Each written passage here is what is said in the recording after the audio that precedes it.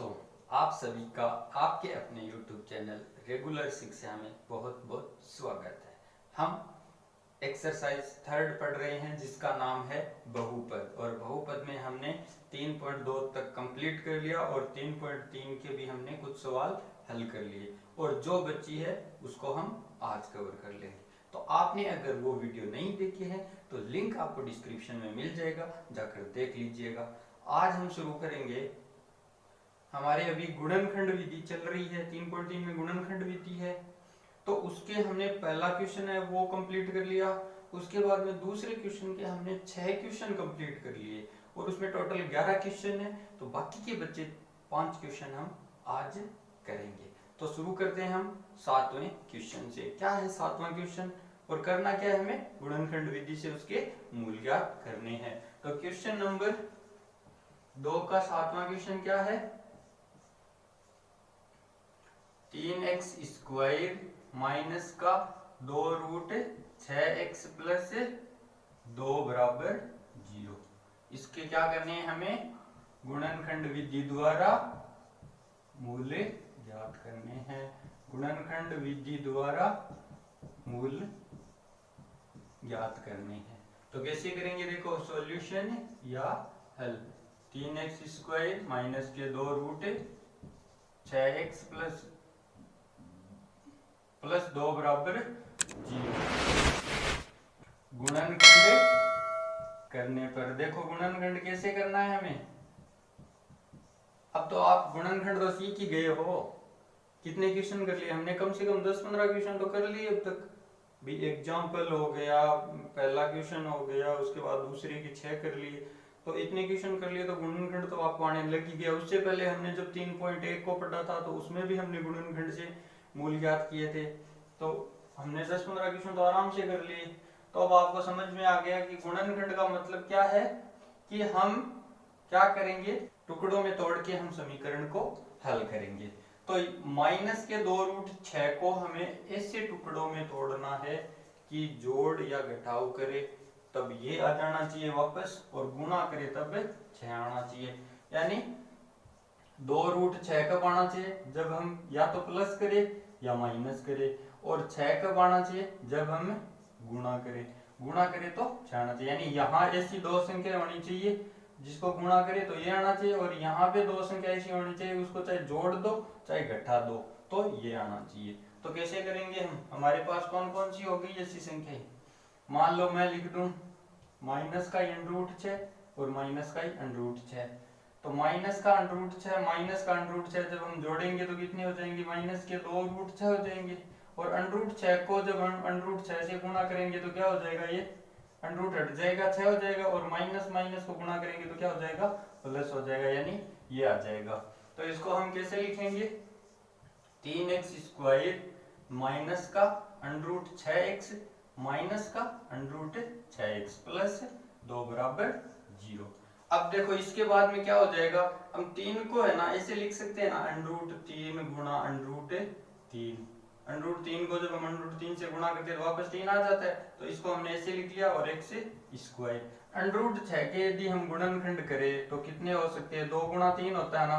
अब यहाँ under root है तो यहाँ भी अंडर रूट लगा दो, यानी अंडर रूट 6 को हम ऐसे लिख सकते हैं ना, 2 गुणा 3, यानी दोनों के अंडर रूट 2 गुणा अंडर रूट 3। तो अब यहाँ क्या लिख सकते हैं हम, अंडर रूट 2 गुणा अंडर रूट 3, और x तो है ही।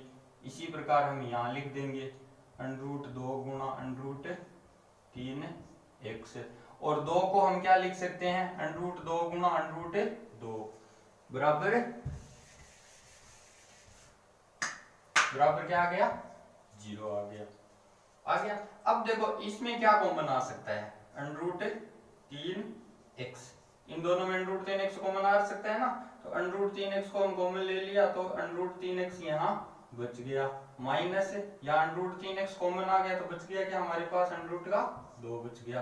अब बीच में चिन्ह यहाँ क्या आ गया, माइनस। अब यहाँ पे क्या कॉमन आ रहा है, देखो under root 2 into under root 3x plus under root 2 गुणा अंडर रूट 2, यहाँ क्या आ सकता है, अंडर रूट 2 कॉमन आ सकता है। अब अंडर रूट 2 को हम बाहर कॉमन लेंगे, वो भी किसका, माइनस का। तो अब यहाँ जब हम भाग देंगे तो माइनस माइनस तो यहाँ प्लस हो जाएगा और अंडर रूट 2 से अंडर रूट 2 कैंसिल हो जाएगा, बच जाएगा क्या हमारे पास अंडर रूट 3 और ये x। और यहाँ पे एक अंडर रूट 2 को हमने बाहर ले लिया तो अंदर क्या बच जाएगा, एक अंडर रूट अंदर बच जाएगा, वो भी किसका, माइनस का बच जाएगा, क्योंकि जब हम प्लस में माइनस का भाग लगाएंगे तो क्या हो जाएगा, ये माइनस हो जाएगा, बराबर 0।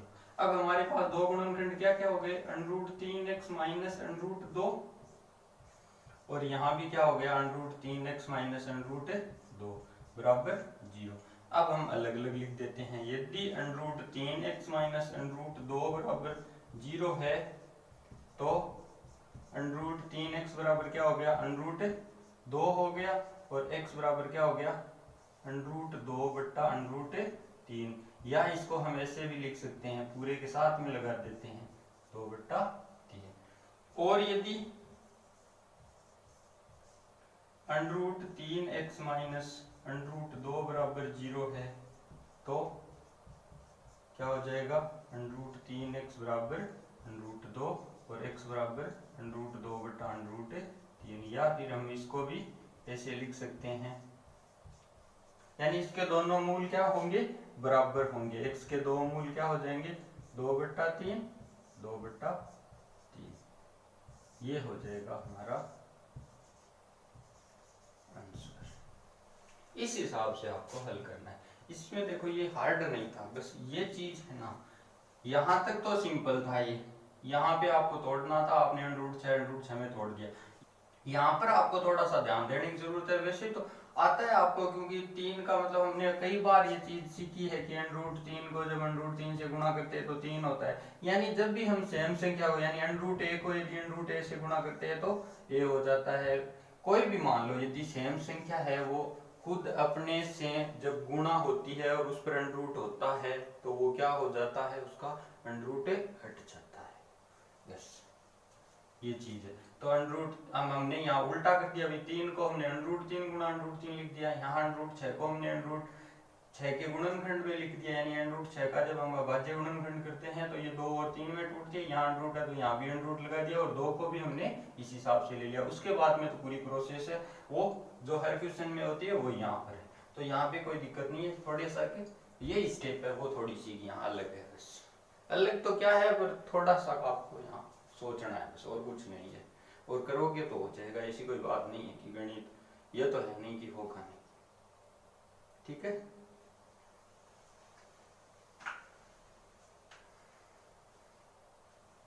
इसके बाद में है इसका 8वां क्वेश्चन। देखो 8वां क्वेश्चन क्या है, x स्क्वायर प्लस के 8x प्लस 7 बराबर 0। अब हम इसको कैसे हल करेंगे, गुणनखंड विधि से इसको हल करना है, सॉल्यूशन या हल। x स्क्वायर प्लस के 8x प्लस 7 बराबर 0 करना क्या है हमें यहाँ पर, गुणनखंड करने पर। अब देखो गुणनखंड किस हिसाब से करना है कि ऐसे टुकड़ों में तोड़ना है 8 को कि जोड़े या घटाए तब तो 8 आ जाना चाहिए और गुणा करे तब क्या आ जाना चाहिए, 7 आ जाना चाहिए। तो ये तो बहुत सिंपल क्वेश्चन है, 7x प्लस x में हम तोड़ देंगे, 7 में जब हम एक x जोड़ेंगे तो 8 आ जाएगा और 7 को जब हम 1 से गुणा करेंगे तो वापस 7 आ जाएगा, प्लस 7 बराबर 0। अब यहाँ क्या कॉमन आ रहा है, x कॉमन आ रहा है, तो x जब हमने कॉमन लिया तो अंदर क्या बच गया, x प्लस 7। यहाँ कुछ भी कॉमन नहीं आ रहा है, सिर्फ एक आ रहा है, तो x प्लस 7 बराबर 0। अब हमारे पास दो गुणनखंड क्या क्या हो गए, x प्लस 1 हो गया और x प्लस 7 हो गया, बराबर 0 है। अब हम क्या कर देंगे, अलग अलग रख देंगे। यदि x प्लस 1 बराबर 0 है तो x बराबर क्या हो गया, -1 हो गया, और यदि x प्लस 7 बराबर 0 है तो x बराबर क्या हो गया, -7 हो गया। तो हमारे पास x के दो मूल क्या क्या आ गए, -1 -7, ये हमारा क्या हो गया, आंसर हो गया। देख लो कितना एग्जीक्यूशन है, 1 मिनट के अंदर ये सवाल हल हो जाता है। आप यदि प्रैक्टिस करोगे तो इसी तरह आप कर पाओगे, ठीक है ना। तो ये था 8वां क्वेश्चन। इसके बाद में है 9वां क्वेश्चन। 9वां क्वेश्चन में क्या है, देखो 9वां क्वेश्चन क्या है हमारे पास, x प्लस 3 बट्टा x प्लस 2 बराबर 3x माइनस 7 बट्टा 2x माइनस 3, ये है। अब हमें इसका क्या करना है, गुणनखंड विधि से हल करना है इसको। x प्लस 3 बट्टा x प्लस 2 बराबर 3x माइनस 7 बट्टा 2x माइनस 3, इसको हमें हल करना है। सबसे पहले हम क्या करेंगे, इनका वज्र गुणा करेंगे। वज्र गुणा करने पर देखो किस हिसाब से वज्र गुणा, मतलब इसको इससे और इसको इससे गुणा करेंगे। तो x प्लस 3 को हम किससे गुणा कर देंगे, 2x माइनस 3 से गुणा कर देंगे। और x प्लस 2 को हम किससे गुणा करेंगे, 3x माइनस 7 से गुणा कर देंगे। उसके बाद हम क्या करेंगे, इनका पक्षांतरण करेंगे। पक्षांतरण करके फिर जो हमारे पास द्विघात समीकरण बनेंगी उसके हम गुणनखंड विधि द्वारा मूल ज्ञात कर लेंगे। तो देखो सबसे पहले हम x प्लस 3 को गुणा करते हैं किससे, 2x माइनस 3 से। हमारे पास यहाँ यही है ना, देखो x प्लस 3 है, 2x माइनस 3 है, तो इसको हम आपस में गुणा करते हैं। तो 2x को जब हम x से गुणा करते हैं तो 2x, एक घात यहाँ एक घात यहाँ, 2 घातें हो गई, x स्क्वायर हो गया। और 2x को जब हम प्लस के 3 से गुणा करेंगे तो कितने हो जाएंगे, 6x हो जाएंगे। और माइनस का 3 है, प्लस के 1 से गुणा होगा तो क्या हो जाएगा, माइनस का 3x हो जाएगा। और माइनस के 3 को प्लस के 3 से गुणा करेंगे तो माइनस के 9 हो जाएंगे। यानी क्या हो गया हमारे पास, 2x स्क्वायर प्लस का 6 माइनस का 3, तो प्लस के 3 बच गए और माइनस का 9। यानी हमारे पास इस साइड क्या आ गया, 2x स्क्वायर प्लस का 3x माइनस का 9 आ गया। अब इस साइड देखते हैं हम क्या आता है हमारे पास। देखो यहाँ क्या है, x प्लस 2 है और 3x माइनस 7 है, तो इसको हम गुणा करते हैं। तो गुणा करेंगे तो 3x को हम x से गुणा करेंगे तो 3 का तो 3 आ जाएगा और x स्क्वायर हो जाएगा। और 3x को जब हम 2 से गुणा करेंगे तो प्लस का 6x, और माइनस के 7 को हम x से गुणा करेंगे तो माइनस के 7x, और माइनस के 7 को प्लस के 2 से गुणा करेंगे तो क्या हो जाएगा, माइनस का 14। अब इनको हम क्या कर लेंगे, जोड़ लेंगे। 3x स्क्वायर प्लस का 6 माइनस का 7 तो माइनस का x और माइनस का 14। यानी हमारे पास इस साइड क्या आ गया, 3x स्क्वायर माइनस का x माइनस का 14, ये हमारे पास आ गया गुणा करने के बाद में। अब हम क्या कर देंगे, इनका क्या करेंगे, अब पक्षांतरण करने पर। अब पक्षांतरण करेंगे तो देखो 2x स्क्वायर प्लस के 3x माइनस 9, ये तो इस साइड है ही। अब हम इसको इस साइड ले आएंगे तो ये प्लस का 3x स्क्वायर है तो यहाँ का क्या हो जाएगा, माइनस का। ये माइनस का है तो ये प्लस का x हो जाएगा, ये भी माइनस का है तो ये भी क्या हो जाएगा, प्लस का। और इस साइड हमारे पास 0 बच गया। अब देखो 2x स्क्वायर प्लस का है और माइनस का 3x स्क्वायर है, तो बच गया क्या हमारे पास, माइनस का x स्क्वायर बच गया। प्लस के 3x है, प्लस का x है, तो कितने हो गए, प्लस के 4x हो गए। माइनस का 9 है, प्लस का 14 है, तो कितने बच गए, प्लस के 5 बराबर 0 हो गया। अब हम क्या करेंगे, माइनस को कॉमन ले लेंगे। जब माइनस को कॉमन लेंगे तो अंदर के चिन्ह क्या हो जाएंगे, चेंज हो जाएंगे। यानी जो प्लस है वो माइनस हो जाएंगे, जो माइनस है वो प्लस हो जाएंगे। यहाँ भी हमने माइनस कॉमन ले लिया, तो अब आगे क्या होगा, माइनस से माइनस कैंसिल हो जाएगा, हमारे पास ये आ जाएगा। ये माइनस दोनों कैंसिल हो जाएंगे। x square minus 4x minus 5, ये हमारे पास क्या आ गई है कि द्विघात समीकरण आ गई। अब हम क्या करेंगे, यहाँ का पर इसका गुणनखंड कर देंगे। गुणनखंड करने पर, अब गुणनखंड करने पर क्या आएगा, देखो यहाँ पर कर देते हैं। x स्क्वायर माइनस का 4x माइनस के 5 बराबर 0, यानी 4 को हमें ऐसे टुकड़ों में तोड़ना है कि जोड़े या घटाए तो माइनस के 4 आने चाहिए और गुणा करे तो माइनस का 5 आना चाहिए। तो ऐसी कौन सी संख्या होती है, कौन सी होती है, इसको हम इस हिसाब से तोड़ सकते हैं ना, माइनस का 5x और प्लस का x माइनस 5 बराबर 0। देखो माइनस का 5 प्लस का 1 तो माइनस के 4 बच गए ना, और माइनस के 5 को जब हम प्लस के 1 से गुणा करेंगे तो हमारे पास माइनस का 5 आ जाएगा। तो हो रहा है हमारा, सेटिस्फाई हो रहा है ना कंडीशन। तो अब इन दोनों में क्या कॉमन आ रहा है, x कॉमन आ रहा है, तो x कॉमन लेते हैं तो अंदर क्या बच जाएगा, x माइनस 5 बच जाएगा। इन दोनों में कोई कॉमन नहीं आ रहा है, यानी एक तो आता ही है, तो a कॉमन लिया तो अंदर वापस x माइनस 5 आ गया, बराबर क्या है 0 है। तो दो गुणनखंड क्या क्या हो गए, x प्लस 1 हो गया हमारे पास, और ये क्या हो गया x माइनस 5 हो गया, बराबर 0। अब यदि मान लो हम x प्लस 1 बराबर 0 रखते हैं तो हमारे पास x का मान क्या आ जाएगा, ये प्लस का एक ही साइड आकर क्या हो गया, माइनस का हो गया। और यदि x माइनस 5 बराबर 0 है तो क्या हो जाएगा, x बराबर ये माइनस का 5 इस साइड आकर क्या हो गया, प्लस का हो गया। यानी x के हमारे पास दो मूल क्या क्या हो गए, एक तो माइनस का 1 हो गया और एक 5 हो गया। ये है क्या आ गया हमारा आंसर आ गया। इस हिसाब से आपको हल करना है। यहाँ के बाद में तो पूरी है वो स्टेप वही होगी जो हम हर सवाल में करते हैं। ये है वो थोड़ी सी नहीं तो क्या है, पर ये अलग आती है थोड़ी सी। इस हिसाब से यदि इक्वेशन आ जाए आपके पास तो आपको पहले वज्र गुणा करना है, फिर इनका गुणा करना है, और उसके बाद में पक्षांतरण करके फिर द्विघात समीकरण बनानी है और फिर उसके मूल्य ज्ञात करने हैं। बस इतना सा करना होता है। तो ये था 9वां क्वेश्चन। इसके बाद में है 10वां क्वेश्चन। देखो 10वां क्वेश्चन क्या है, क्वेश्चन नंबर 10 क्या है दूसरे का, उसमें क्या दिया गया है, 4x स्क्वायर माइनस के 4a² x प्लस a की घात 4 माइनस b की घात 4 बराबर 0। ये इक्वेशन आपको दी गई है, हमें क्या करना है, इसका हल करना है, और वो भी किस विधि से, गुणनखंड विधि से। 4x स्क्वायर माइनस के 4a² x प्लस के a की घात 4 माइनस b की घात 4 बराबर 0। देखो यहाँ पे आपको थोड़ा सा दिमाग लगाना है कि ये किस फॉर्मेट में हो रही है, उसके बाद में ये आएगा। देखो यहाँ आप डायरेक्ट हम यहाँ कुछ भी नहीं कर सकते, यहाँ पे 4 पद है तो हम वो भी नहीं कर सकते कि डायरेक्ट हम किसी को टुकड़ों में नहीं तोड़ सकते। तो मैं मान लो यदि इसको ऐसे लिख दूं, 4x square minus 4a² x plus a की घात 4, इसको मैं अलग लिख दूं और इसको मैं अलग लिख दूं, बराबर 0। तो देखो ये क्या बन रहा है, यदि आप थोड़ा सा दिमाग यहाँ लगाते हो तो ये कोई a प्लस बी की होल स्क्वायर आप जानते हो क्या होती है, a² plus b² plus 2ab, और a माइनस बी की होल स्क्वायर क्या होती है, a² plus b² minus 2ab, ये होती है ना।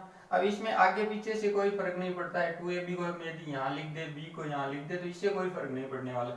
तो यदि मान लो मैं इसी फॉर्मेट में इसको लिखूं, 2x माइनस a² और इसका मैं स्क्वायर कर दूं, और इसको हम यदि मान लो इस फॉर्मूले से खोलते हैं तो देखो क्या रिजल्ट हमारे पास यही आएगा। क्या, ये हम चेक करते हैं। तो 2x क्या है हमारा, a है, और ये a² क्या है हमारा, b है। तो हम क्या करते हैं, इसका जब होल स्क्वायर खोलते हैं तो पहले a का स्क्वायर करते हैं। तो a की जगह हमारे पास क्या है, 2x है, तो 2 का वर्ग करेंगे तो 4, और x का वर्ग करेंगे तो 4x²। उसके बाद में प्लस a² है, और a² का हम स्क्वायर करेंगे, यानी a² तो है ही, इसका और स्क्वायर करेंगे तो ये कितने हो जाएंगे, 2 दूनी 4, यानी ये a की घात 4 होगी। फिर क्या है, माइनस है, 2 यहाँ फॉर्मूले में है, फिर a की जगह हमारे पास क्या है, 2x है, और b की जगह हमारे पास क्या है, a² है। अब जब हम इसको आगे हल करते हैं तो 4x² a की घात 4 माइनस 2 दूनी 4a²। अब देखो ये चीज हमारे पास है क्या, देखो है ना, देखो 4x² प्लस के a की घात 4 माइनस 4a², सॉरी इस x को हम यहाँ लिखना भूल गए, 4a² ये x है, इसको हम यहाँ लिखना भूल गए, तो 4a² x, यानी हम इसको इस रूप में लिख सकते हैं। यानी इसको हम कैसे लिख सकते हैं, 2x माइनस a² की होल स्क्वायर माइनस, अब देखो b की घात 4 है, तो b की घात 4 को हम ऐसे लिख सकते हैं, ऐसे तोड़ते तो कोई फर्क नहीं पड़ता। देखो a² था ये, और a² को जब हमने a² को हम 2 से गुणा करते हैं तो ये 4 आ जाता है। इसका हम क्या कर देंगे, इसका जस्ट उल्टा लिख देंगे भाई, इसका हमने इससे ये प्राप्त किया तो इससे हम ये प्राप्त कर सकते हैं। तो b की घात 2 से ये क्या हो गया, 2 हो गया, बराबर 0 हो गया। अब यहाँ पे एक नया फॉर्मूला फिर बन गया, ये तो बीजगणित है, फॉर्मूले तो पढ़ने। अब देखो ए स्क्वायर माइनस बी स्क्वायर क्या होता है, ये मैंने आपको बताया था। क्या होता है, ए प्लस बी होता है और ए माइनस बी होता है। तो ये भी देखो ए स्क्वायर माइनस बी स्क्वायर के रूप में बन रहा है क्या, ये पूरा ए है और ये पूरा बी है। अब देखो ए, ये पूरा ए है तो यहाँ ए स्क्वायर है ना, देखो है ना ये ए स्क्वायर, और ये पूरा यदि बी है तो यह भी बी स्क्वायर है। तो इसको हम इस फॉर्मूले के रूप में खोल देंगे, यानी एक बार प्लस कर देंगे एक बार माइनस कर देंगे। तो हम ए की जगह हमारे पास क्या है, 2x माइनस ए है। अब एक बार हम प्लस करेंगे, प्लस बी स्क्वायर, देखो ये ए स्क्वायर है, यहाँ पे एक ए स्क्वायर है ना, तो ये 2x माइनस ए स्क्वायर प्लस बी स्क्वायर, एक तो ये हो गया। और दूसरा क्या हो गया, 2x माइनस ए स्क्वायर तो है ये की जगह, अब यहाँ चिन्ह क्या आ जाएगा, माइनस का आ जाएगा, क्योंकि एक बार ये प्लस है एक बार ये माइनस है, तो एक बार ये माइनस हो जाएगा, माइनस बी स्क्वायर बराबर 0। अब हमारे पास ये दो गुणनखंड आ गए। हम अलग अलग क्या कर देंगे, इनमें 0 रख देंगे। यदि 2x माइनस ए स्क्वायर प्लस बी स्क्वायर बराबर 0 है तो क्या हो जाएगा, जब हम 0 से दूसरी साइड ले जाएंगे इसको, 2x यहाँ रख देंगे, बाकी इसको हम उस साइड ले जाते हैं, तो ये माइनस का a है, माइनस का a स्क्वायर है तो इस साइड आकर क्या हो जाएगा, प्लस का हो जाएगा, और ये प्लस का b स्क्वायर है तो इस साइड आकर क्या हो जाएगा, माइनस का हो जाएगा, हो गया। और ये गुणा में है, इस साइड आकर क्या हो जाएगा, भाग में हो जाएगा, यानी a square minus B square बट्टा 2 हो गया। मूल तो ये आ गया हमारे पास। और यदि 2x माइनस ए स्क्वायर माइनस बी स्क्वायर बराबर 0 है तो क्या हो जाएगा, देखो तो क्या हो जाएगा हमारे पास, 2x तो इस साइड रख लेंगे, और ये माइनस का ए स्क्वायर है, इस साइड आकर क्या हो जाएगा, प्लस का ए स्क्वायर, ये माइनस का बी स्क्वायर है, इस साइड आकर क्या हो जाएगा, प्लस का बी स्क्वायर, और बट्टा, अब ये गुणा में है, इसकी एक स्टेप और आगे करेंगे हम इसको, तो क्या हो जाएगा, ये x बराबर ए स्क्वायर प्लस बी स्क्वायर बट्टा 2 हो जाएगा। यानी हमारे पास x के दो मूल क्या क्या आ गए, दो मूल क्या है, x बराबर एक तो आ गया ए स्क्वायर माइनस बी स्क्वायर बट्टा 2, और एक आ गया ए स्क्वायर प्लस बी स्क्वायर बट्टा 2, ये दो मूल हमारे पास आ गए। ये हमारा क्या हो गया, आंसर हो गया। तो ये सवाल थोड़ा सा स्पेशल था, लेकिन जो स्पेशल होता है वो मोस्ट भी होता है, तो इसको आपको अच्छे से समझना है। यहाँ पे हमने कौन सा फॉर्मूला लगाया, a माइनस बी की होल स्क्वायर लगा दिया, और फिर इन दोनों में ए स्क्वायर माइनस बी स्क्वायर का फॉर्मूला लगाया। आपको फॉर्मूले एकदम अच्छे से याद करने होंगे, और फॉर्मूला जहां भी आता है मैं यहाँ लिखता हूँ, तो जहां मैं फॉर्मूले लिखता हूँ आप एक पेज में वो फॉर्मूले है वो अलग से नोट किया करें और उनको याद करें, जिससे कि आपको अब एग्जाम में यदि ये क्वेश्चन आता है, आप यदि गुणा करके लिखोगे तो कब कर पाओगे, उतने में तो टाइम हो जाएगा, इतना तो टाइम मिलता है फिर आपको।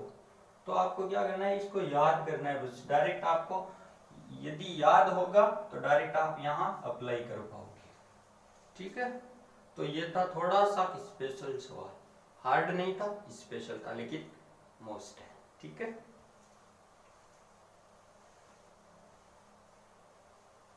इसके बाद में है इसका लास्ट क्वेश्चन 11वां, और 11वां क्या है, देखो क्या दिया गया 11वें में, A B X square plus B square minus A C into X minus B C बराबर 0। इसको हमें क्या करना है, गुणनखंड विधि द्वारा इसके मूल्य ज्ञात करने हैं।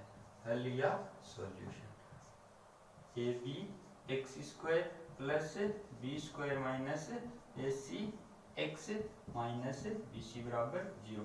अब हम क्या करते हैं, पहले तो ये ब्रैकेट खोलेंगे, तो देखो ब्रैकेट खोलने पर क्या हो जाएगा, बी स्क्वायर को हम किससे गुणा करके बाहर लिख देंगे, बी स्क्वायर एक्स, और अब माइनस के एस सी को एक्स से गुणा करेंगे तो minus S C X minus B C बराबर 0 है।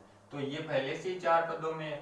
इन दोनों में क्या कॉमन आ रहा है, देखो क्या कॉमन आ रहा है, बी एक्स कॉमन आ रहा है ना, देखो यहाँ भी बी है, एक्स स्क्वायर है, यहाँ भी बी है, एक्स है, तो बी एक्स जब हम बाहर कॉमन ले लेंगे तो अंदर क्या बच जाएगा हमारे पास, देखो b से b कट गया, x स्क्वायर से एक घात कट गई, तो एक x बच गया और a बच गया, यानी ax। और यहाँ हमने b स्क्वायर में b का भाग दिया तो क्या बच गया, b बच गया और x से कैंसिल हो गया।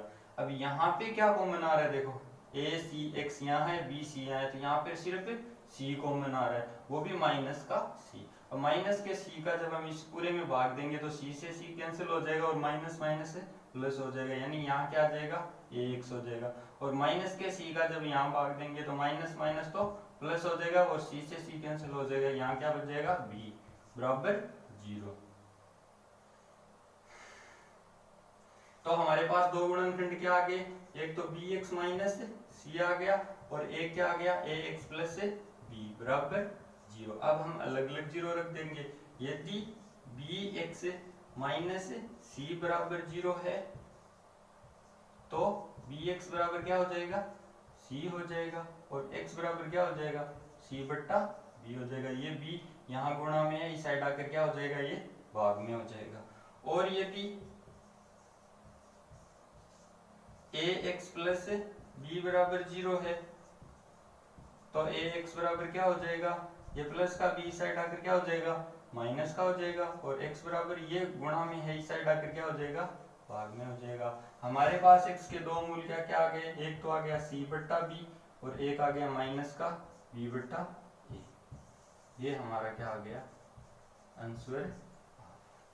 ये था 11वां क्वेश्चन। ये तो बहुत इजी क्वेश्चन था, बस आपको यहाँ ब्रैकेट खोलते तो आपके पूरा समझ में आ जाएगा बस। और ब्रैकेट को करना क्या है, बस इस दोनों को इससे गुणा करके बाहर लिखना है बस, क्योंकि ये दोनों के साथ में है बस।